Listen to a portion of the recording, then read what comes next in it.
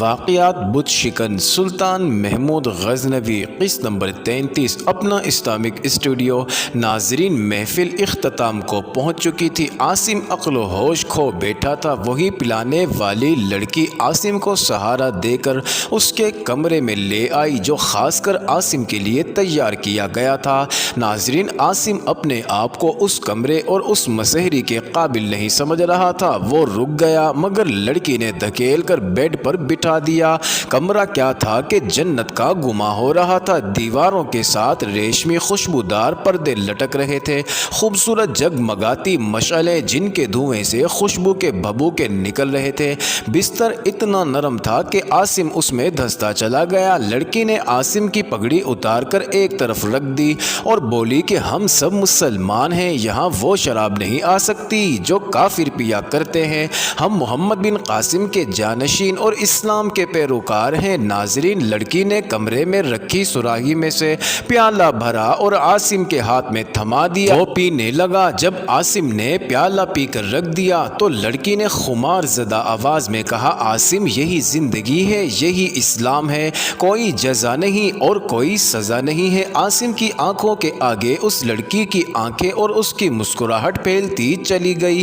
اس کا چہرہ دھندلاتا گیا۔ عاصم کا ذہن اپنے قابو سے نکل چکا تھا۔ اس کے ذہن نے قبول کر لیا کہ یہی زندگی اور یہی اسلام ہے۔ ناظرین، عاصم بھول گیا کہ وہ کون ہے اور یہاں کیوں آیا تھا۔ ایک نیم اوریاں لڑکی کی گرم سانسوں نے اس کے ایمان کی شمع گل کر دی۔ شام کو جب مہمان ضیافت کے لیے آ رہے تھے تو محل کے ایک کمرے میں ان دو میں سے ایک لڑکی جو داؤد کو مورچھل جھل رہی تھی ایک آدمی کو بتا رہی تھی کہ غزنی کا ایلچی داؤد بن نصر کے پاس سلطان غزنی کا کیا پیغام لایا ہے۔ اور جب رقص کے دوران ایک لڑکی عاصم کو شربت پیش کر رہی تھی اس وقت وہ آدمی داؤد بن نصر کے پاس بیٹھا ہوا تھا جسے لڑکی نے عاصم عمر کا پیغام سنایا تھا۔ اس آدمی نے داؤد بن نصر کو کہا کہ آپ کو سلطان محمود غزنوی سے ڈرنے کی ضرورت کیا ہے؟ کیا آپ کو راجہ انند پال اور بجی رائے نے یقین نہیں دلایا کہ وہ آپ کی سلطنت کی حفاظت کی ذمہ داری لیتے ہیں اور میں ان دونوں کی طرف سے آپ کے ہاں مقیم ہوں؟ سلطان محمود کو آپ کے ساتھ کوئی دلچسپی نہیں ہے، وہ بس اپنی سلطنت کی توسیع کر رہا ہے، اس کے لیے ہندو اور مسلمان ایک ہیں۔ داؤد بن نصر نے کہا، کیا آپ کو میری وفاداری پر شک ہے؟ آپ دیکھ نہیں رہے کہ میں نے اسلام کی روح مار دی ہے اور سلطنت ملتان کے مسلمانوں کے دل و دماغ سے سزا اور جزا کا تصور ختم کر دیا ہے؟ آپ سے کس نے کہا کہ میں سلطان محمود غزنوی کا مطالبہ پورا کر رہا ہوں؟ وہ دیکھیں میں نے اس کے لیے کیا انتظام کر دیا ہے۔ ہم نے اس لڑکی کو انسانوں کو محصور کرنے اور انہیں اپنا مذہب تک اور اپنا نام تک فراموش کرنے کے لیے تیار کر رکھا ہے۔ اس آدمی نے داؤد سے کہا کہ یہی کافی نہیں ہے، جس طرح یہ ایلچی سالار ہے اسی طرح میں بھی اپنی فوج کا اونچے درجے کا سالار ہوں۔ میں آپ کو جنگی مشورہ دوں گا۔ مجھے یقین ہے کہ آپ بھی سلطان محمود غزنوی کو پسند نہیں کرتے، آپ بھی یہ چاہتے ہیں کہ سلطان کو دور ہی دور تباہ کر دیا جائے۔ اس کے لیے آپ اس آدمی کو تیار کر سکتے ہیں، اسے کہیں کہ سلطان محمود اپنی فوجیں ملتان لے آئے اور آپ راستے میں اس کی حفاظت کا انتظام کر دیں گے۔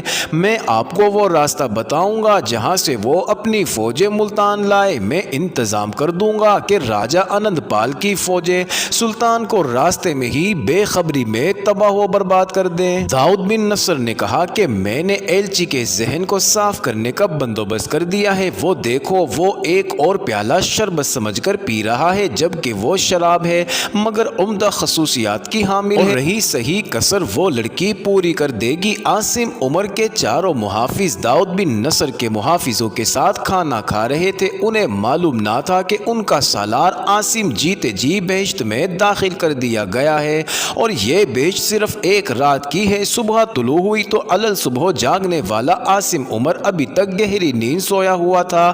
سورج اوپر آیا تو روشنی اس پر پڑی، وہ گھبرا کر اٹھ بیٹھا، اس کا دماغ واپس آ رہا تھا۔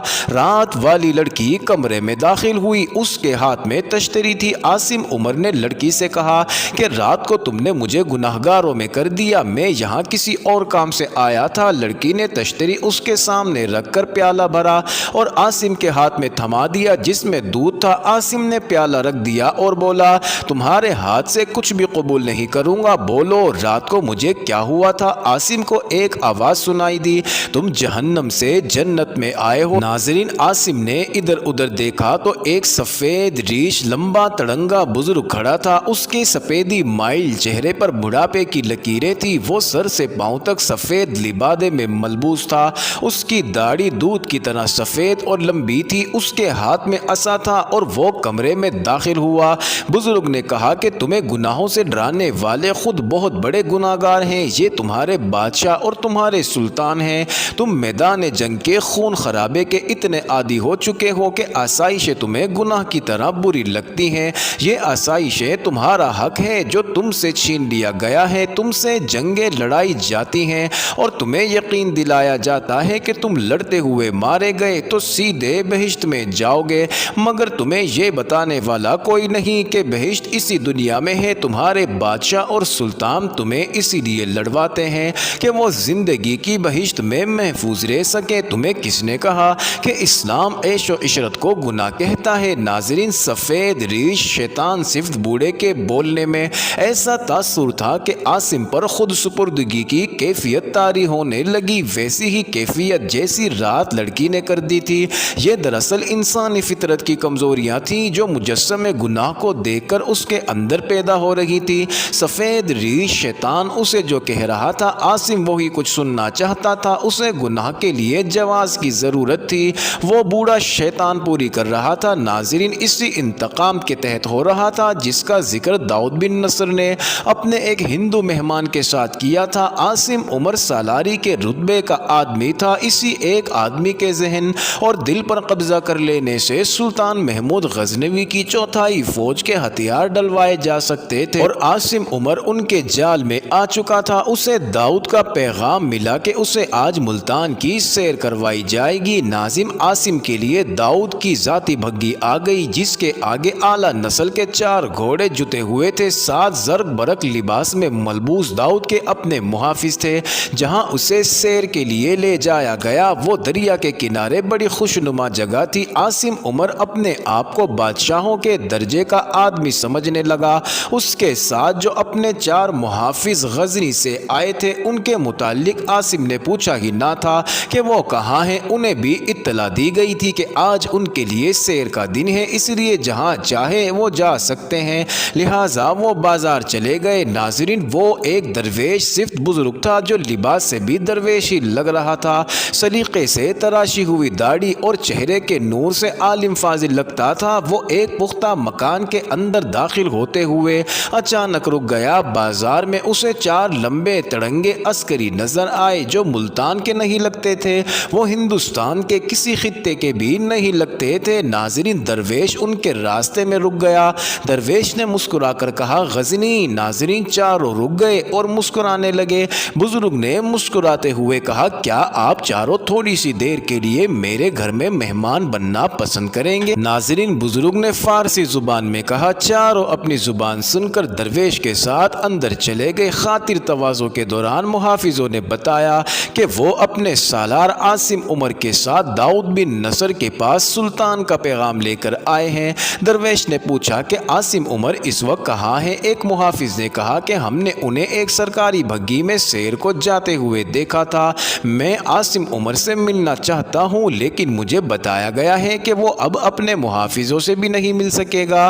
क्यों? एक मुहाफिज ने हैरान होकर पूछा। यहाँ ऐसा खतरा तो नहीं कि उसे कैद में डाल दिया गया हो? राजा जयपाल ने एक बार हमारे 2 एलचियों को और उनके मुहाफिजों को लाहौर में कैद कर दिया था। वो कैद में ही भूखे प्यासे फौत हो गए थे। दरवेश ने कहा कि वो कैद अच्छी होती है जिसमें इंसान अजियत, भूख और प्यास से मर जाता है, लेकिन जिन जंजीरों में आपके सालार आसिम उमर को बांध दिया गया है वो बहुत बुरी है। इस कैद में इंसान जिंदा तो रहता है मगर उसका ईमान और मजहब मर जाता है, वो सिपाही नहीं रहे। और ये उन हसीन बेहिजाब लड़कियों की बल खाती हुई زلفوں اور اداؤں کی زنجیریں ہیں جنہیں داؤد کے محل میں اسی مقصد کے لیے پالا اور تربیت دی جاتی ہے۔ وہ جب رات کو ضیافت میں گیا تھا تو کیا آپ نے اسے وہاں دیکھا تھا؟ ایک محافظ نے کہا کہ ہمیں الگ کھانا دیا گیا تھا۔ درویش نے کہا کہ اسے رات کو شراب پلائی گئی تھی اور باقی رات وہ ایک ایسی لڑکی کے قبضے میں رہا جنہیں ہم جادوگرنیاں کہا کرتے ہیں۔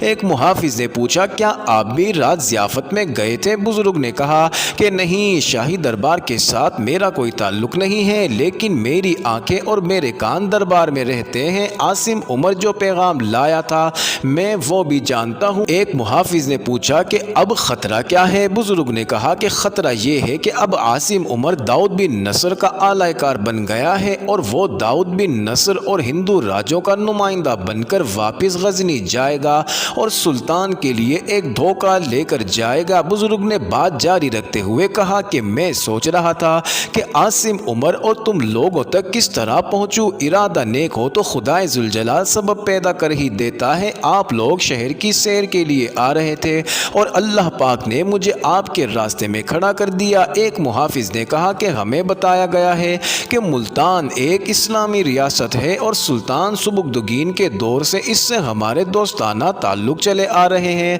ناظرین، درویش نے کہا کہ میں تو حیران ہوں کہ سلطان محمود غزنوی نے سب کچھ جانتے ہوئے بھی تم کو یہاں کی حقیقت کیوں نہیں بتائی؟ وہ مجھ سے سن لو تاکہ تم بھی ان زنجیروں میں نہ بن جاؤ جس میں تمہارا سالار گرفتار ہو چکا ہے۔ ملتان ریاست پر قرامتی فرقے کی حکمرانی ہے جو اپنے آپ کو مسلمان کہتے ہیں لیکن ان کے عقیدے اسلام کے منافی ہیں۔ مثلا یہ کہ نیکی اور بدی، سزا اور جزا محض ڈھکوسلے ہیں۔ معاذ اللہ، انسان کو اللہ نے عیش و عشرت کے لیے پیدا کیا ہے، ان کے ہاں حلال و حرام میں کوئی فرق نہیں ہے۔ اس کے باوجود یہ فرقہ اپنے آپ کو مسلمان کہتا ہے۔ اس فرقے کے دو بانی تھے، ایک عبداللہ اور دوسرا میمون۔ انہوں نے 3 صدی ہجری میں عرب کے صحرا میں اس فرقے کی بنیاد رکھی، مگر اس فتنے کے اصل بانی عیسائی مبلغ تھے اور انہوں نے یہودیوں کی مدد بھی حاصل کی تھی۔ بعض مورخین نے اسے ایرانی فرقہ کہا ہے۔ اسی سے آپ لوگ سمجھ سکتے ہیں کہ یہ فرقہ کیوں بنایا گیا ہے۔ اسلام کی روح کو مسخ کرنے کے لیے اسلام آدھی دنیا میں پھیل چکا تھا اور جو لوگ سچائی کی تلاش میں تھے وہ لگاتار اسلام قبول کر رہے تھے۔ اسلام کا زور بحیرہ روم سے بھی بہت آگے کفرستان تک پھیلتا چلا گیا تھا۔ عیسائی مبلغین اور یہودی فتنہ پرستوں نے اس اصول پر عمل کیا کہ کسی مذہبی نظریے کو تلوار سے نہیں کاٹا جا سکتا۔ اس نظریے کے پیروکاروں کے قتل عام کے ذریعے بھی اس نظریہ کو ختم نہیں کیا جا سکتا۔ اگر نظریہ برحق ہے تو ہمیشہ زندہ رہتا ہے۔ مذہبی نظریے کو تباہ کرنے کے لیے اس میں ملاوٹ کرنا ضروری ہوتا ہے۔ دوسرا طریقہ یہ ہے کہ اس کے پیروکاروں اور قائدین کے ذہنوں پر قبضہ کیا جائے۔ اس کا ایک یہی طریقہ ہے کہ ان کے ذہنوں میں عیاشی اور لذت پرستی پیدا کی جائے۔ انسان کی سب سے بڑی کمزوری جنسی جذبہ ہے۔ یہ جذبہ خدا کی نگاہ میں مقدس ہے کیونکہ اسی سے انسان پیدا ہوتا ہے، مگر یہی انسان کی سب سے بڑی کمزوری بھی ہے اور اس کے ساتھ لذت اور فرار وابستہ ہے۔ ہمارے دشمنوں نے اسلام کو جب بھی نقصان پہنچایا ہے ہماری قوم کے اسی جذبے کو مشتعل کرنے کے سامان مہیا کیے ہیں جن میں دولت اور عورت سر فہرست ہیں۔ عیسائیوں اور یہودیوں نے انہی 2 طریقوں سے عبداللہ اور میمون کو اپنا غلام بنایا اور ان کے ہاتھوں قرامتی فرقے کی بنیاد رکھوائی اور اسے سچا اسلام کہا۔ بظاہر اسلام پر حملہ نہ کیا، مذہب کے اصولوں میں رد و بدل کر کے کہا گیا کہ اصلی اصول یہ تھے جنہیں دوسرے فرقے بدلتے رہتے تھے۔ اس فرقے نے مسلمان عورتوں کو بے حجابی کی اجازت دی اور مردوں سے کہا گیا کہ کوئی بھی حرکت گناہ نہیں ہے۔ جہنم اور جنت عالموں کے ذہنوں کی تخلیق ہے۔